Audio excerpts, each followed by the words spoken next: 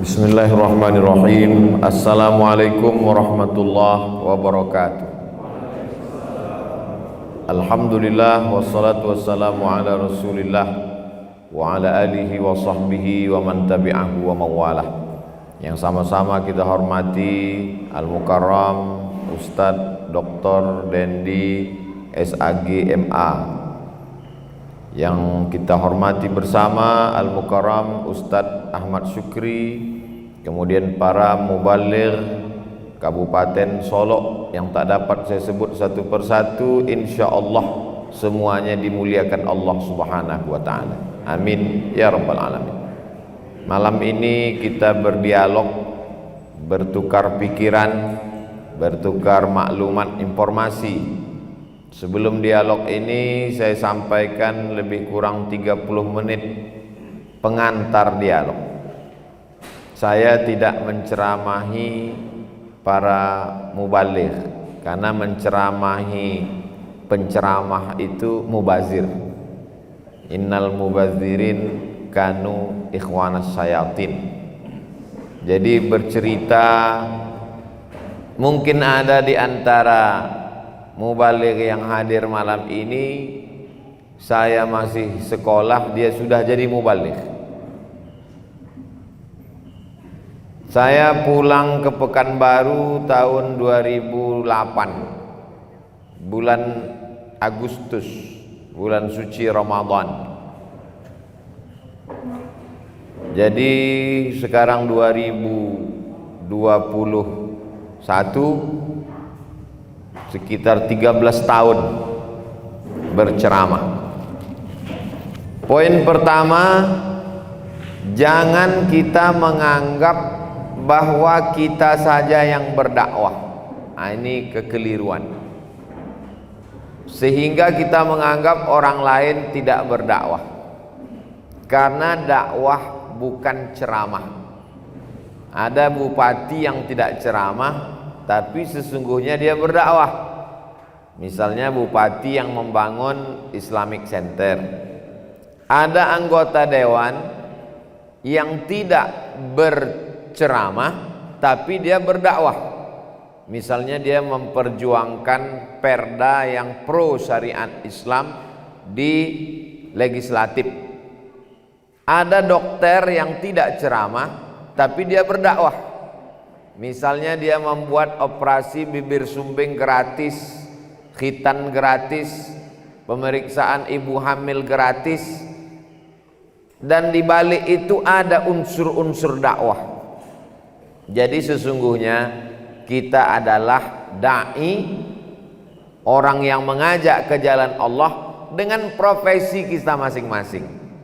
Polisi kita nampaknya tidak berceramah, tapi sesungguhnya dia berdakwah ketika dengan pakaian seragam itu dia sholat ke masjid.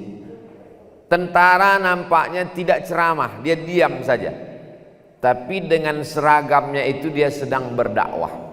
Ini perlu kita pahamkan supaya kita tidak merasa kita sajalah yang dai mengajak orang ke jalan Allah lalu orang lain tidak. Jadi ada bupati yang dai, ada gubernur yang dai, ada polisi yang dai, ada dokter yang dai, ada tentara yang dai, tapi yang berceramah kita. Karena dakwah bukan cuma ceramah, walaupun ceramah itu bagian dari dakwah.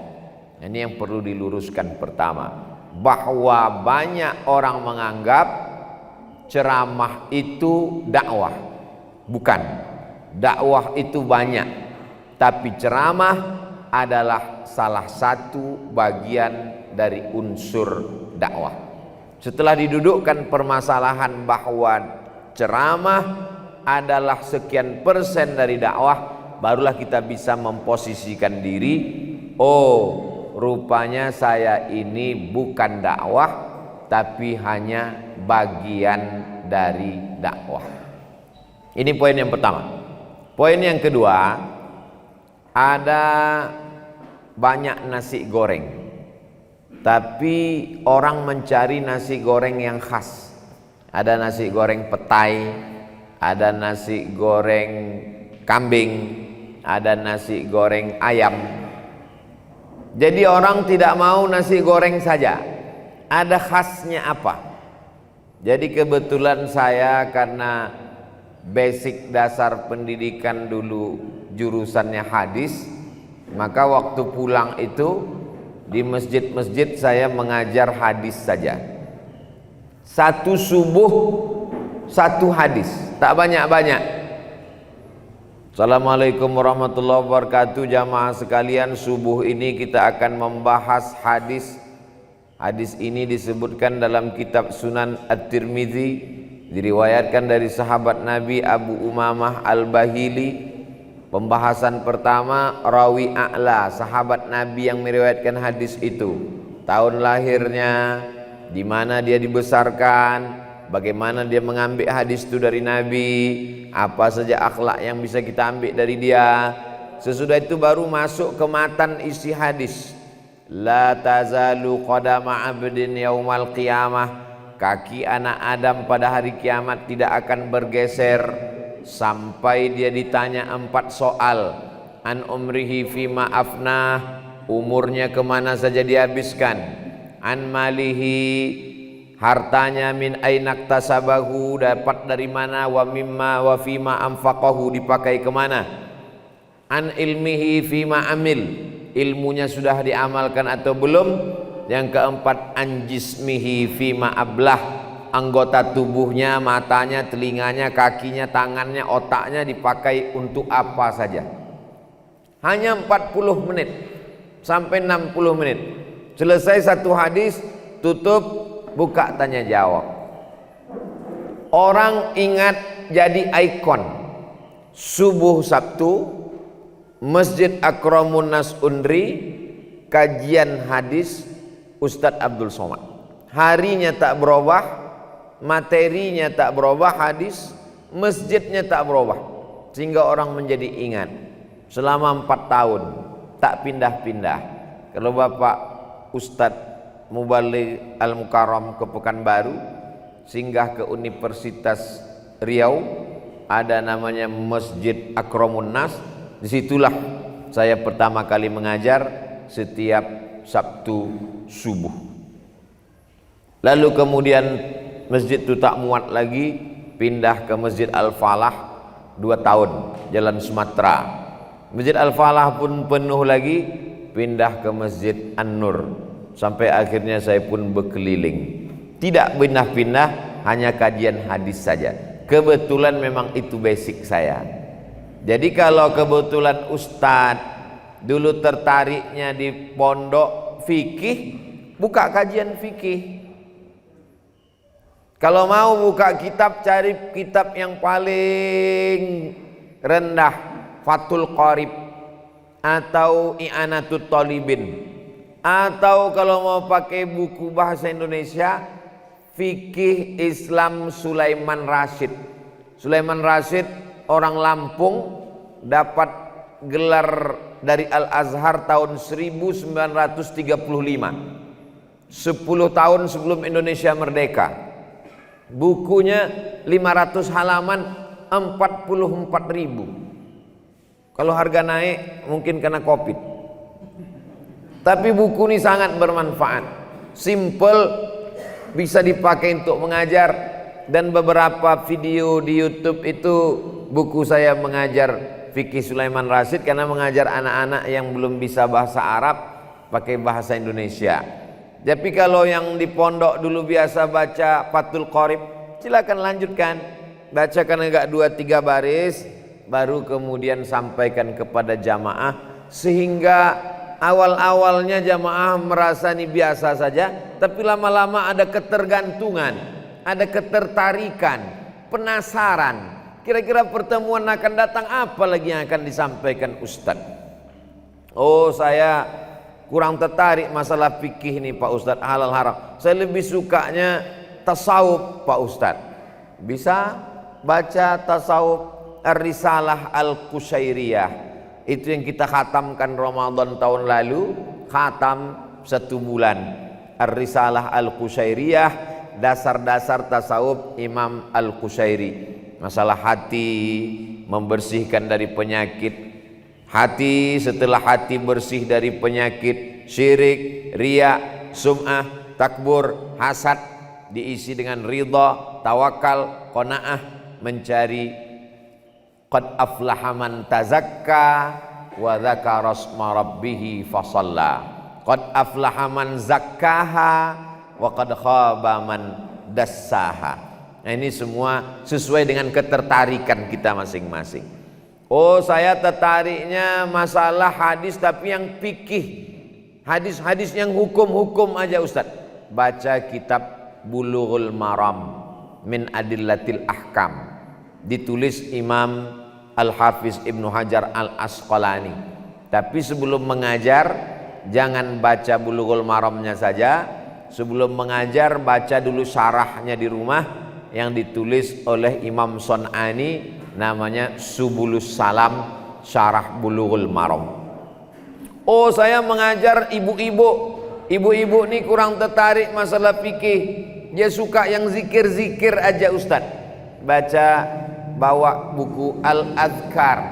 Al-Azkar ditulis oleh Imam An-Nawawi, imam besar dalam mazhab Syafi'i, meninggal tahun 676 Hijrah. Oh, saya lebih tertarik umum, ajaran Islam secara umum, tapi isinya ada ayatnya, ada hadisnya, ada asarnya, ada pendapat ulama. Riyadhus Shalihin, Riyadhus Shalihin Imam Nawawi. Jadi saya tidak menggiring para sahabat-sahabat dakwah, ustadz mubaligh untuk ke satu jalan.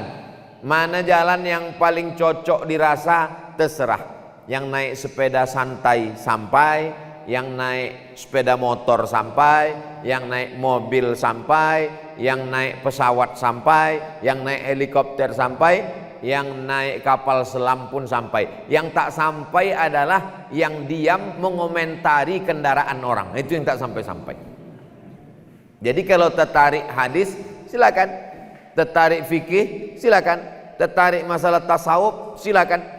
Kalau ambo lebih cocok rasanya menyampaikan sifat 20 Ustaz, bagus, cari kitab yang bagus sifat 20 yang berbahasa Arab. Dulu di pondok waktu sanawiyah Al-Husunul Hamidiyah.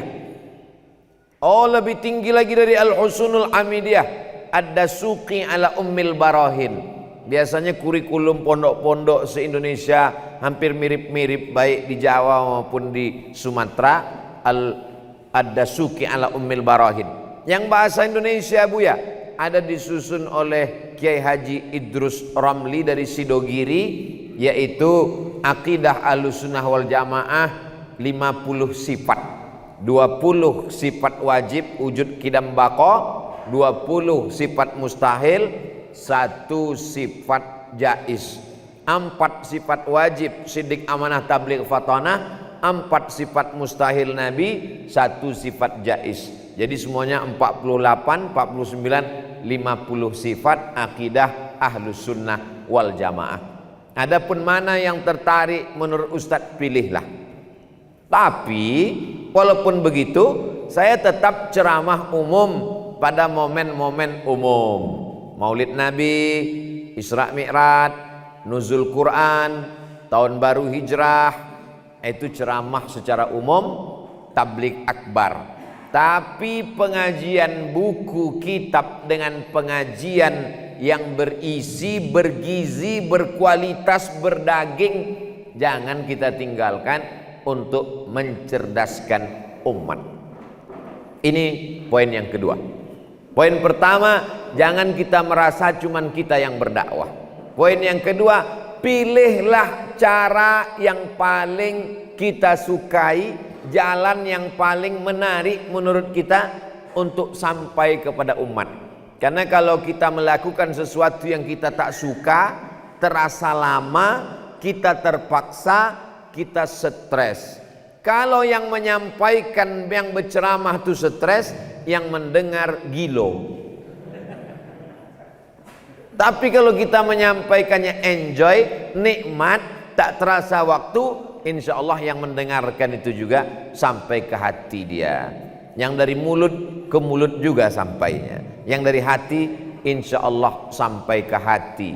Itu dikatakan oleh guru-guru kita. Ini poin yang kedua.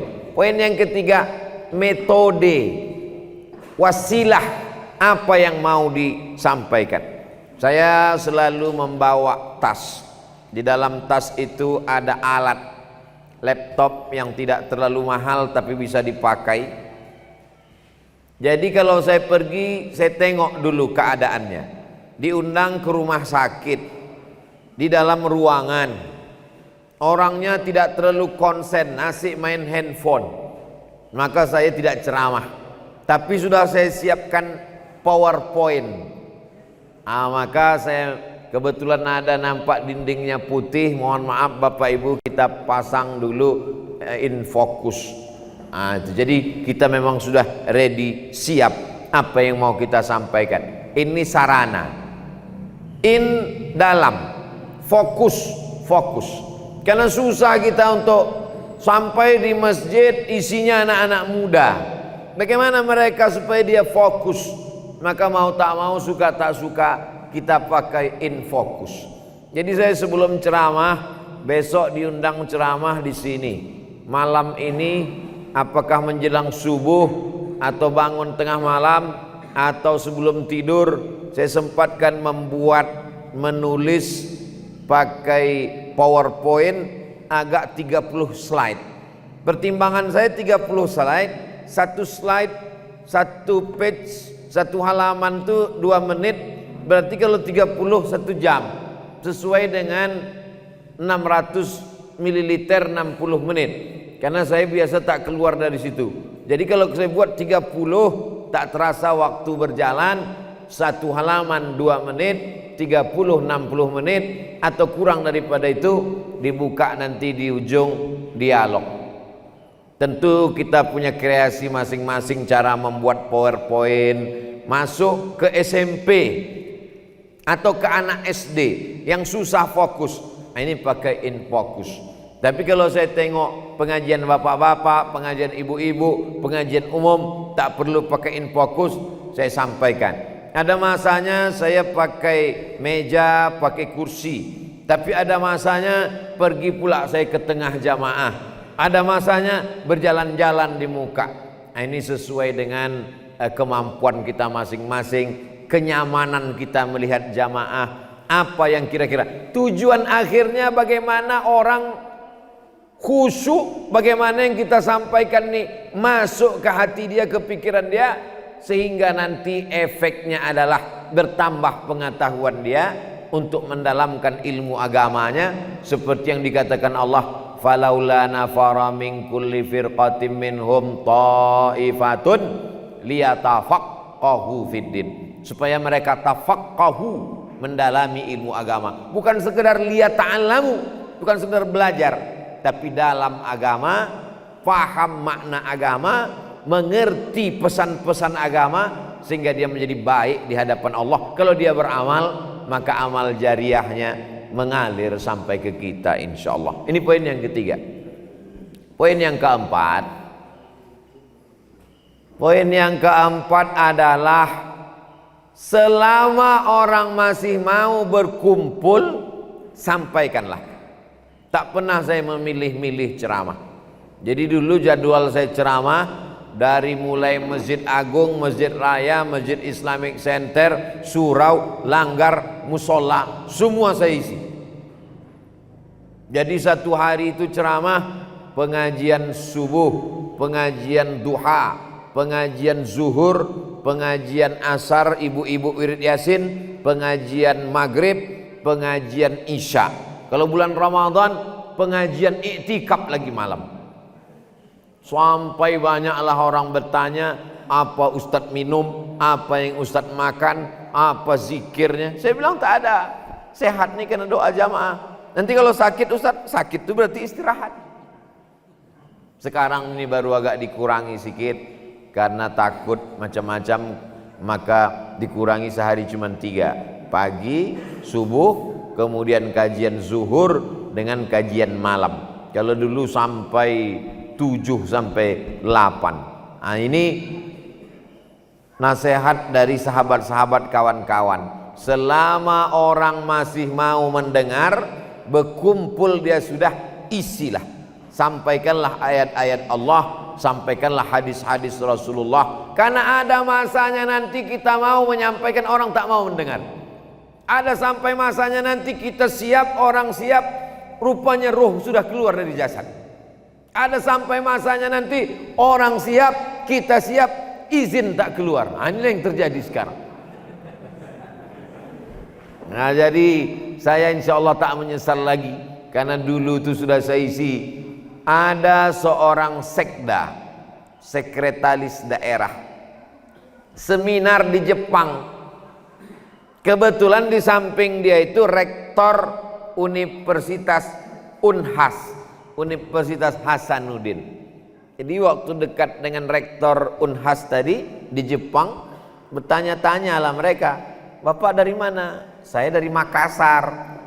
Bapak dari mana? Saya dari Riau. Oh, dari Riau ya? Iya.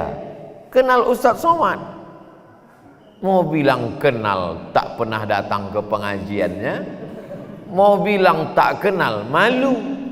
Bukan sekda provinsi, sekda kabupaten. Kabupatennya tak boleh disebutkan. Ada 12 kabupaten di Riau.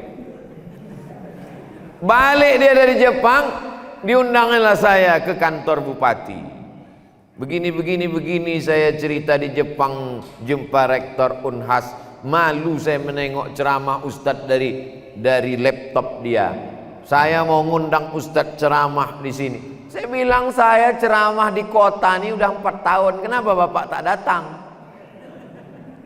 Kalau Bapak mau kasih saya ceramah, kasih saya ceramah ke kampung-kampung, ke desa-desa yang tak pernah penceramah masuk ke situ. Kasih saya jadwal. Berapa hari Pak Ustadz? Seminggu.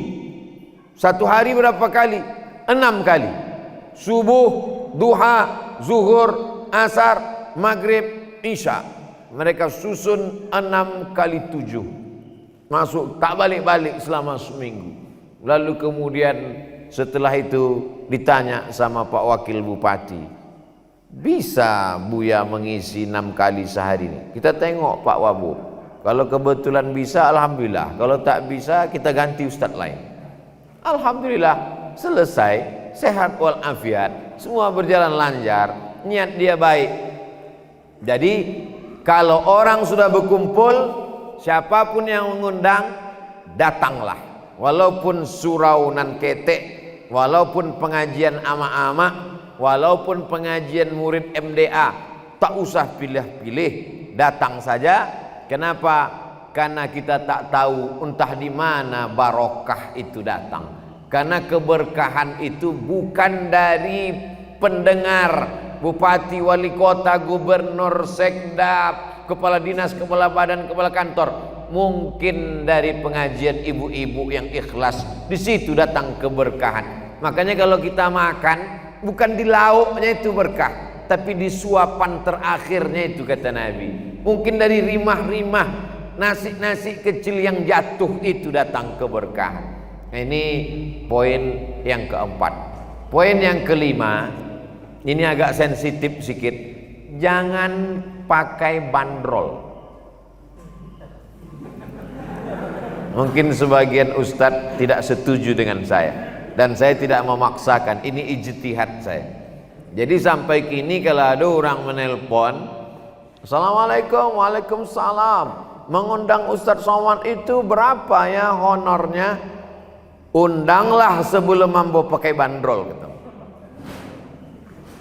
Itu nanda tersetuju nampaknya. Jadi sampai kini ambo ceramah dari Padang, dari Sabang sampai Papua, ambo datang, ambo serahkan bismillahirrahmanirrahim, Allah wa atasamtu billah la haula wa la quwata illa billahil aliyil azim. Tiket pesawat terserahnya, mau dibuatnya tiket ekonomi, mau dibuatnya tiket bisnis, serahkan aja sama dia. Sebagian orang mengatakan ini salah, Ustadz tidak menghormati ilmu, masa Ustadz duduk di belakang, masa Ustadz pakai ini. Itu ijtihad ambo. Bagi ambo, orang sudah mau mendengarkan ceramah itu sudah alhamdulillah. Orang mau mendengarkan ayat Allah di zaman edan ini, sudah alhamdulillah. Bahwa ustadz tidak sependapat sama ambo, kullu mujtahid musib. Semua yang berijtihad benar. Ambo tidak salahkan ijtihad ustadz, dan ustadz pun jangan salahkan ijtihad ambo. Ambo kan tadi mengatakan ini kita sedang tukar pikiran. Yang ambo sebutkan ini adalah pengalaman hidup ambo. Ambo kalau ceramah dikasih orang amplopnya ndak ambo buku, ambo biarkannya sampai banyak. Supaya apa? Supaya kalau ambo datang ke surau, ke musola, ke kantor itu samo bunyi ceramah ambo. Karena kalau ambo datang ke siko, ambo tahu isinya bara, beko suara ambo lain. Jadi cobalah dengar ceramah ambo dan lama-lama di surau sama di kantor bupati wali kota, sama bunyi salamnya. Itu metode itu ambo buat suram. Indak dapat ambo dari mana-mana supaya ndak rusak hati ambo. Ambo kok masih manusia. Saya ini masih manusia. Masih mata ambo masih menengok duit. Maka ambo berusaha untuk menjaga itu. Ada juga ustadz yang menyabik di banyak, ada ustadz. Apa itu ustadz ceramah masih ngambil amplop? Saya ceramah tidak pakai amplop. Rupanya ini memang tidak pakai amplop, rupanya pakai transfer bank. Dan paling mengerti tentang diri awak adalah kita sendiri. Yang paling mengerti tentang diri kita adalah kita sendiri. Jadi bagaimana supaya hati ambo tidak rusak? Nah begitulah caranya. Dan ambo buat untuk diri ambo. Supaya apa? Supaya sama niat di awal waktu menyampaikan. Supaya sama bunyinya. Supaya sama tegasnya. Kalau ndak, nanti awak merusak diri awak. Sampai ke siko tegas awak. Haram ya. Sampai ke ada ulama nan memakruhkannya. Itu. Jadi yang merusak itu diri awak sendiri. Masalah orang senang tidak senang dengan ceramah kita itu bukan urusan. Banyak ambo yang ceramah di satu tampe, sesudah itu tidak diundang lagi. Wal awwalu wal akhiru. Sudah undang ambo sama itu lagi. Bini ambo saya nanti sindirnya jilbabnya pendek gitu. Padahal tidak ada niat itu. Kita sampaikan saja. Sampaikan saja. Masalah menilai wa qul i'malu, berbuatlah, fasayarallahu amalakum, Allah yang menengok, wa rasuluhu, Rasulullah yang akan menilai. Sebab isi ceramah awak itu dibawakan malaikat ke Rasulullah. Tafsir tentang wa qul i'malu, beramallah kamu, fasayarallahu amalakum, Allah menengok, Allah mencaliat amal ceramah awak itu, wa rasuluhu, Rasulullah menengok. Baca Rasulullah mencaliat ceramah awak, isi ceramah awak itu dibawakan malaikat ke makam Rasulullah sallallahu alaihi wasallam. Wal mu'minun, tiga nan menilai awak, Allah, Rasulullah, mukminun, orang beriman. Siapa orang beriman dan mencaliat isi ceramah awak? Apa awak, ama awak, datuk awak nan lah mati, ditunjukkan nyo isi ceramah awak tu ke kubur, ke makamnya, maka bangga inyo punya anak, punya cucu, punya menantu bantu awak. Jadi awak berceramah tidak hanya merasa sedang dilihat oleh jamaah, tapi dilihat oleh Rasulullah, dilihat oleh datuk nenek awak, dilihat oleh apa ama awak. Maka saat menyampaikan itu awak serius. Menyampaikan itu, maksud serius itu bukan tidak ada galaknya. Serius itu maksudnya bahwa awak jujur terhadap diri awak. Itu poin nan kabara tadi. Kelima. Poin nan keenam, jangan membangkit masalah khilafiyah.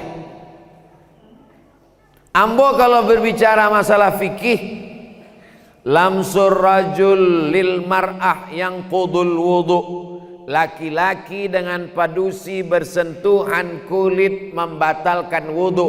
Satu, menurut mazhab Hanafi tidak batal, karena makna aula mastumun nisa bukan bersentuh kulit, tapi artinya jima. Kalau berjima, maaf cakap, baru batal.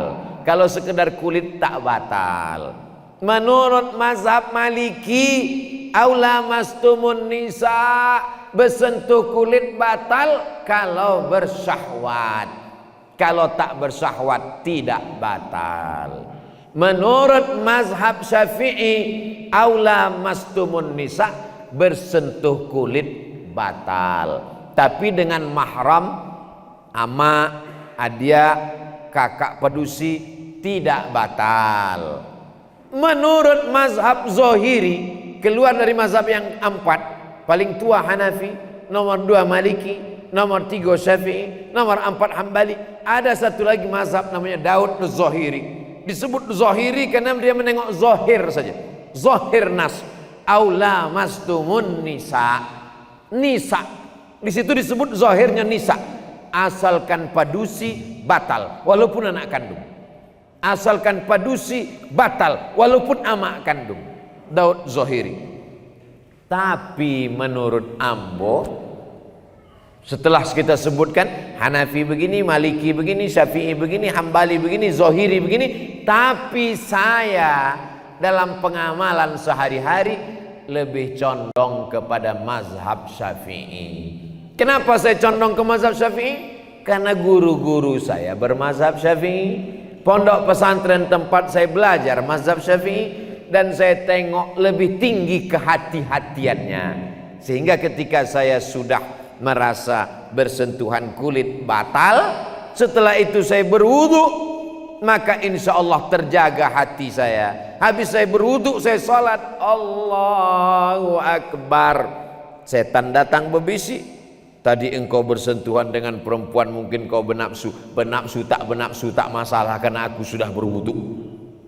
Maka saya amalkan yang lebih selamat di hati saya. Tapi saya tak menyalahkan mazhab Maliki. Kenapa? Karena kalau saya salahkan mazhab Maliki, berarti tak berkahlah ilmu saya 2 tahun di Maroko. Karena selama 2 tahun di Maroko, guru-guru Ambo bermazhab Maliki.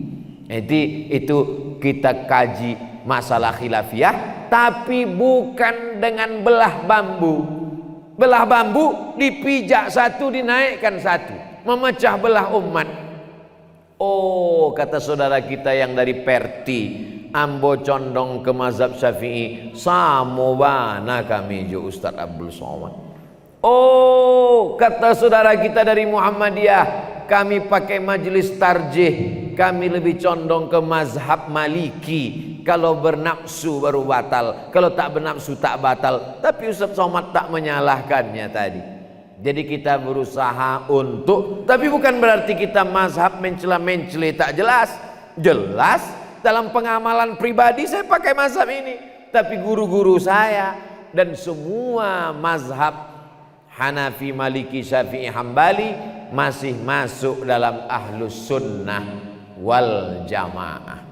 Poin yang ke-7, khatibun nasa ala qadri uqulihim. Berbicaralah kepada manusia menurut standar kemampuan akal mereka. Jangan bicara filsafat di depan masyarakat awam. Kenapa masyarakat itu mudah mengingat ceramah Abdul Somad? Ada peneliti yang membahas, Ambo baca di kolom tulisan mereka di internet. Salah satunya adalah menggunakan bahasa yang sederhana. Bahasa Ambo itu bahasa-bahasa yang mudah dipahami orang. Banyak orang berbicara dengan penduduk bumi pakai bahasa langit. Ini ceramah di kampung. Pulang ke kampung bicara, dalam akulturasi maka komunikasi kita mesti lebih komunikatif terhadap level anda kecil, entah hamba pun dah paham. Lama bananya kecil. Jadi Nabi itu kalau Nabi bicara, pernah suatu kali Nabi menyampaikan hadis, laisa min birrim asyamum fim safar. Itu mimnya banyak bana. laisa min birrim asyamum fim safar. Padahal bunyi hadis itu sebenarnya laisa minal birri asyamu fis safar. Tapi kenapa? Rupanya waktu itu Nabi berhadapan dengan orang suku Himyar, maka dipakainya dialek bahasa Himyar untuk lebih mendekatkan hati. Maka Syekh Muhammad Mutawalli Asy'arawi, ahli tafsir Al-Azhar, dan di Azharnya lulusan bahasa Arab, tapi kalau inyo ceramah inyo indak pakai bahasa Arab fusha, yang dipakainya bahasa Arab ammiyah sehari-hari. Ternyata apa? Untuk mendekatkan hati jamaah melalui bahasa. Jadi kalau ambo ceramah di bumi Minangkabau bahasa awak, lalu kemudian di daerah transmigrasi di Riau bercampur-campur bahasa Jawa, apa sebenarnya yang Ustaz inginkan? Mendekatkan hati jamaah supaya kita merasa tak berjarak. Jangan sampai ada jarak di antara kita yang begitu jauh. Bukan makna jarak itu jarak ini, tapi jarak hati dari penggunaan bahasa. Kalau ambo ceramah, ada anak-anak kete dikajanya ambo, Ustaz Somad, ambo penasaran, mana anak-anak kete kok kenal dengan ambo? Padahal dulu ambo kete ndak kenal dengan Ustaz. Itu ambo ingat lagi masuk ambo kete. Rasanya waktu kete dulu ndak ada ambo suko ke Ustaz. Kok anak-anak kete kok? Ambo tanya ke dosen psikologi, dokter fulan, dokter psikologi. Bu, dosen, iya. Mana anak-anak kete itu mengajak-ngajak ambo, macam kenal lama dengan ambo. Saya selalu ikuti ceramah Ustaz. Ustaz menyebutkan tokoh-tokoh mereka dalam ceramah Ustaz, dan Ustaz pakai bahasa yang simple, sederhana, bahasa anak-anak. Oh, yo. Betul. Ambo sabi Upin Ipin, Wonder Woman, Spiderman, Naruto. Jadi tokoh-tokoh yang mereka kenal familiar, Ustaz sebut sehingga mereka menganggap Ustaz adalah bagian dari mereka. Ustaz tidak asing bagi mereka. Oh, itu ternyata. Jadi banyak hal yang tidak kita fahami ternyata dianalisa oleh orang lain. Jadi ambo tidak mengajar, menceramahi. Ambo sedang bercerita tentang apa yang sedang ambo alami, apa yang sedang ambo lakukan. Itulah 7 poin. Tadi janji ambo 30 menit, ambolah lewat 35 menit. Mudah-mudahan mungkin 5 menit itulah yang ikhlasnya. Bisa jadi sebagai pengantar dialog awak. 7 poin isi pengantar dialog Ustaz Abdul Somad bersama para dai mubaligh Kabupaten Solo. Terima kasih. Ambo kembalikan ke moderator. Wassalamualaikum warahmatullahi wabarakatuh.